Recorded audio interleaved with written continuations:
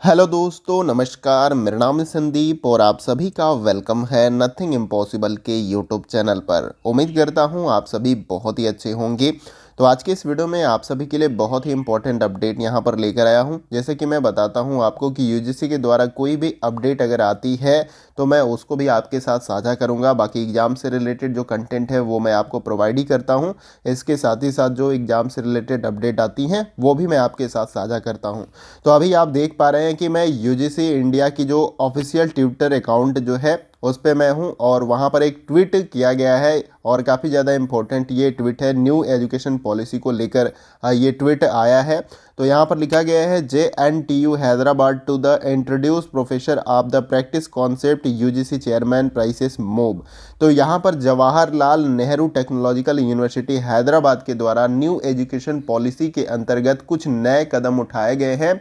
उन्हीं को लेकर जो है ये अपडेट आपको देखने को मिल रही है। और जो यूजीसी के चेयरमैन हैं आपके मोमीडाल जगदीश कुमार, उनके द्वारा जो है इसकी प्रशंसा भी की गई है। बाकी इसके बारे में डिटेल में जो है आर्टिकल लिखा गया है, तो मैं इसे ओपन करके दिखाता हूं। बाकी मैंने साइड में आप देख पा रहे होंगे हिंदी में भी इसे ट्रांसलेट कर लिया ताकि आप सभी को समझने में आसानी हो। तो सिंपली मैं इस आर्टिकल को ओपन करता हूं। न्यूज़ 18 के जो वेबसाइट पे इसको पब्लिश किया गया है, इसके बारे में लिखा गया। तो आप देख पा रहे हैं टोटली आपका इंग्लिश में है।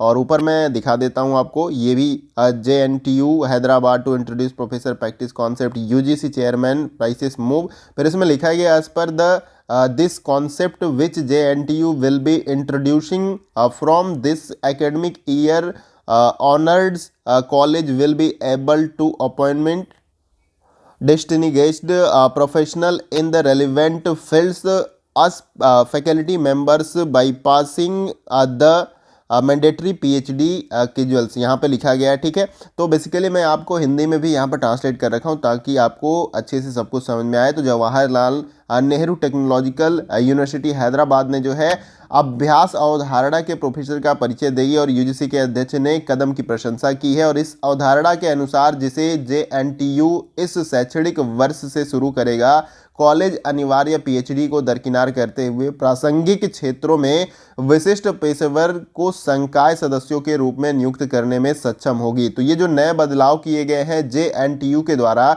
इसमें जो PhD की जो मैंडेटरी है यानी PhD बहुत ज़रूरी है, तो उसको दरकिनार किया गया है। ये न्यू एजुकेशन पॉलिसी के अंतर्गत ये सारे बदलाव किए जा रहे हैं और ये पहला विश्वविद्यालय यहाँ पर होगा इस बदलाव को करने वाला, याद रखना है। लेकिन यहाँ पर कुछ सीमित जो कोर्सेज हैं, जो क्षेत्र हैं, उनमें ये बदलाव किए जा रहे हैं। सारे जो कोर्सेज हैं उनमें ये नहीं किए जा रहे हैं। इसमें आपका MBA है, जो टेक्निकल संबंधित कोर्सेज है, उसमें ये कॉन्सेप्ट अपनाया जा रहा है, याद रखना है। अब देखिए आगे इसमें बताया गया है, इसमें भी मैं आपको दिखा देता हूं। इसको भी मैं स्क्रॉल डाउन करके ऊपर करता हूं ताकि इसमें जो भी दिया गया है वो भी आपको दिखाई भी दे, क्योंकि इस आर्टिकल को ही मैंने इधर ट्रांसलेट किया है। तो बाकी देख सकते हैं ऊपर यहाँ पर लिखा भी गया है द न्यू एजुकेशन पॉलिसी। तो इसको आप पढ़ना चाहें तो पढ़ सकते हैं। बाकी मैं हिंदी में यहाँ पर आपको बता देता हूँ। नई शिक्षा नीति 2022 ने शिक्षण संस्थानों में कोडिंग और आर्टिफिशियल इंटेलिजेंस जैसे क्षेत्रों के नए उन्नत पाठ्यक्रम को शुरू करने पर विशेष ध्यान दिया है। इसके अतिरिक्त यथासंभव अधिक से अधिक क्षेत्रीय भाषाओं में पाठ्यक्रम प्रदान करने पर ध्यान केंद्रित किया गया है। तो याद रखना है कि जो नई शिक्षा नीति बेसिकली 2020 में ही लागू हुई थी, लेकिन यहाँ पर 2022 मेंशन किया गया है ने जो है शिक्षण संस्थानों में जो कोडिंग, आर्टिफिशियल इंटेलिजेंस है, जो कोडिंग से रिलेटेड कोर्स है, जो आर्टिफिशियल इंटेलिजेंस से कृत्रिम बुद्धि आप कह सकते हैं, इस तरीके से रिलेटेड कोर्स हैं, इन क्षेत्रों में नए उन्नत पाठ्यक्रम को शुरू करने पर विशेष ध्यान दिया है, क्योंकि इनकी डिमांड जो है ज़्यादा है, इसलिए ऐसे कोर्सेज इंक्लूड किए जा रहे हैं। और बाकी जो कोर्स की डिमांड धीरे धीरे कम है, उनकी प्रासंगिकता कम है, उनको बंद भी किया जाएगा। बाकी इसमें आगे ये भी आपको बताया गया कि ये कोर्सेज जो है आपके रीजनल जो भाषाएं हैं, जो क्षेत्रीय भाषाएं हैं, उनमें भी जो है शुरू करने का प्रयास किया जाएगा। तो ये काफ़ी ज़्यादा महत्वपूर्ण है, इससे काफ़ी ज़्यादा आसानी होगी जो क्षेत्रीय भाषा वाले छात्र हैं, ताकि उनको जैसे इंग्लिश वाली जो बाध्यता थी कि इंग्लिश में भी पढ़ना पड़ेगा, वो कम होगा।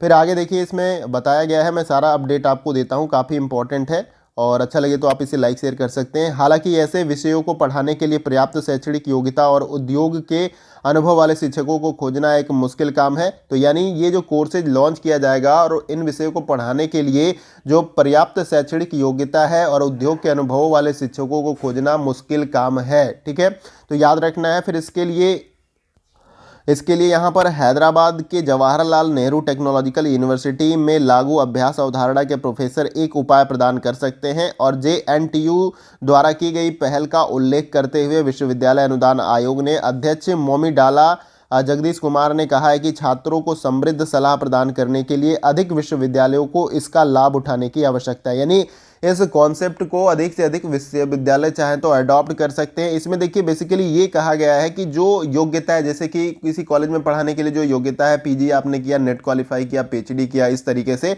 लेकिन जो ये कोर्स लॉन्च करने जा रहे हैं, कोडिंग हो गया आपका, आर्टिफिशियल इंटेलिजेंस हो गया, तो ऐसे पेशेवर को ला पाना विश्वविद्यालय में पढ़ाने के लिए वो योग्यता वाले जो मैटर है वो बाध्यता कर रहा था, जिसमें इन्होंने कहा है कि PhD को दरकिनार करेंगे। जो उद्योग से जुड़े जो लोग हैं, प्रोफेशन में जो काफ़ी ज़्यादा अनुभवी हैं, उनको जो है यूनिवर्सिटी या कॉलेज में लाकर पढ़ाने के लिए तैयार किया जाएगा। और ये आपका परमानेंट बेस पे ये नहीं होगा, इसमें कुछ टाइम ड्यूरेशन होगा, आगे मैं वो भी बताऊंगा आपको। बाकी मैं स्क्रॉल डाउन करके ऊपर भी आपको बताता हूँ इसमें क्या कुछ बताया गया है। काफ़ी अच्छी खबर है। और इधर भी आपको मैं स्क्रॉल डाउन करता हूँ, इस आर्टिकल में आप देख पा रहे होंगे कि इसका ट्वीट भी इन्होंने किया है, UGC के चेयरमैन ने इसके बारे में। देखिए इसके बाद से इसमें बताया गया कि अभ्यास विचार के प्रोफेसर पहली बार इस साल अगस्त में तब सुर्खियों में आए तब जब UGC ने उन्हें उच्च शिक्षा संस्थानों में शामिल करने के लिए मसौदा और दिशा निर्देशों को मंजूरी दी। UGC ने जो है इस जो मसौदा है, इस तरीके से आपके प्रैक्टिस जो प्रोफेसर्स हैं उनके लिए मंजूरी दे दी है विश्वविद्यालय को। और इस अवधारणा के अनुसार जिसे JNTU इस शैक्षणिक वर्ष में शुरू करेगा और कॉलेज अनिवार्य PhD को दरकिनार करते हुए प्रासंगिक क्षेत्रों में विशिष्ट पेशेवरों को संकाय सदस्यों के रूप में नियुक्त करने में सक्षम होगा। तो यहाँ पर एक बात यही निकल कर आ रही है, UGC के द्वारा कोशिश यही किया जा रहा है कि जो अनुभवी लोग हैं, जो जिस प्रोफेशन से रिलेटेड जो कोर्स लॉन्च ये करने जा रहे हैं, वैसे लोगों को विश्वविद्यालय या कॉलेज में लाकर उनसे इन कोर्स के बारे में जो है संचालन या वो पढ़ाने का काम किया जाए छात्रों का। फिर आगे लिखा गया कि यह निर्णय JNTU के तहत इंजीनियरिंग, फार्मेसी, MBA और MCA पाठ्यक्रम प्रदान करने वाले कॉलेजों पर लागू होगा। तो याद करना है कि यहाँ पर कुछ बातें भी बताई गई, जैसे कि इंजीनियरिंग के जो कोर्स हैं, फार्मेसी के जो कोर्स हैं, MBA के जो कोर्स हैं, MCA के कोर्स हैं, इन पाठ्यक्रमों में जो है ये कॉन्सेप्ट या अवधारणा को लागू किया जाएगा। जो जवाहरलाल नेहरू टेक्नोलॉजिकल यूनिवर्सिटी से एफिलिएटेड कॉलेज हैं, वहाँ पर ये सारी चीज़ें लागू होंगी। आगे देखिए इसमें और भी चीज़ें बताई गई हैं। तो यहाँ पर नीचे मैं स्क्रॉल डाउन करके आपको दिखाता हूँ। देखिए यहाँ पर बताया गया UGC ने विश्वविद्यालयों से प्रोफेसर ऑफ प्रैक्टिस दिशा निर्देश अपनाने को कहा है। UGC के दिशा निर्देश के अनुसार JNTU को अभ्यास के प्रोफेसर बनने की योग्य होने के लिए पेशेवरों को अपने पेशे में कम से कम 15 साल की सेवा या अनुभव की आवश्यकता होगी। यानी कि कोडिंग से रिलेटेड अगर कोई कोडिंग में 15 साल से ऊपर से काम कर रहा है तो वो इस प्रैक्टिस जो प्रोफेसर है इसके लिए वो एलिजिबल हो सकता है। और शिक्षण पेशे में उन लोगों के लिए ऐसे पद खुले नहीं होंगे जो गाइडलाइंस में आगे कहा गया है कि ऐसे प्रोफेसर को स्वीकृति पदों के लिए 10% पदों पर ही नियुक्त किया जा सकता है। यानी टोटल जो प्रोफेसर के पद है उनमें से 10% जो पद है उसी पर ऐसे प्रोफेसर को नियुक्त किया जा सकता है।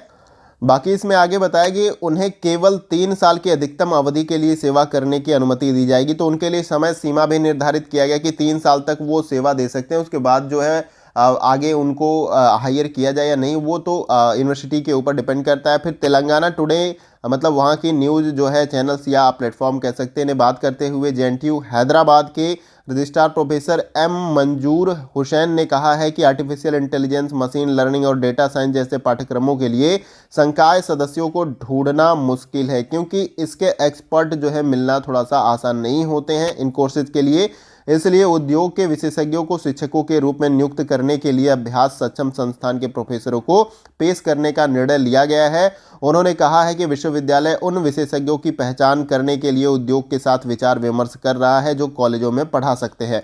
तो जो उद्योग, जो आपके इंडस्ट्री में जो स्पेशलिस्ट हैं कोडिंग, आर्टिफिशियल इंटेलिजेंस के, जो पढ़ाने में सक्षम है, उनको जो है यूनिवर्सिटी में लाने का प्रयास किया जा रहा है, क्योंकि विश्वविद्यालय भी मान चुके हैं कि ऐसे प्रोफेसर हमारे पास नहीं है जो इंडस्ट्री के डिमांड है, जो उनसे रिलेटेड कोर्सेज है उनको बेहतर तरीके से डील कर पाएं या पढ़ा पाएं। तो इसीलिए उद्योग से जो पढ़ाने में सक्षम और 10 वर्ष या 15 वर्ष से ज़्यादा अनुभव है उनको अपने काम में, वो आकर जो है इस कॉन्सेप्ट के थ्रू जो है कॉलेज में पढ़ा सकते हैं। तो उम्मीद है कि अपडेट आपको अच्छे तरीके से समझ में आया होगा। और मैं इधर भी दिखा देता हूँ, ये काफ़ी कुछ इसमें भी ये आर्टिकल में लिखा गया इंग्लिश में, आप चाहो तो इसे पढ़ सकते हो। और मैं लिंक भी आपको दे दूंगा, ट्विटर पे भी ये अपडेट जो है साझा की गई है यूजीसी की तरफ से। तो उम्मीद है कि ये जानकारी आपको पसंद आई होगी। और आगे मैं बता दूं कि ये चीज़ें आपको और भी चीज़ों में देखने को मिल जाएगी। अभी तो इसमें फार्मेसी हो गया, एमसीए दिया गया, इंजीनियरिंग हो गया आपका, इस तरीके के कोर्सेज में इस कॉन्सेप्ट को अपनाया जा रहा है। लेकिन आगे चल के इसे होल ओवर जो है जितने भी कोर्सेज हैं उनमें भी अपनाने की पूरी तरीके से संभावना आपको दिख रही है, क्योंकि न्यू एजुकेशन पॉलिसी के तहत काफ़ी कुछ बदलाव जो है लगातार किए जा रहे हैं। और यहाँ पर यूजीसी के चेयरमैन ने भी कहा है कि इन्हीं की तरह जो जवाहरलाल टेक्नोलॉजिकल यूनिवर्सिटी है, इन्हीं के तर्ज पे या इन्हीं के अनुसार जो है बाकी की भी यूनिवर्सिटियाँ जो है इसको या इस अवधारणा को अपनाने का काम करें।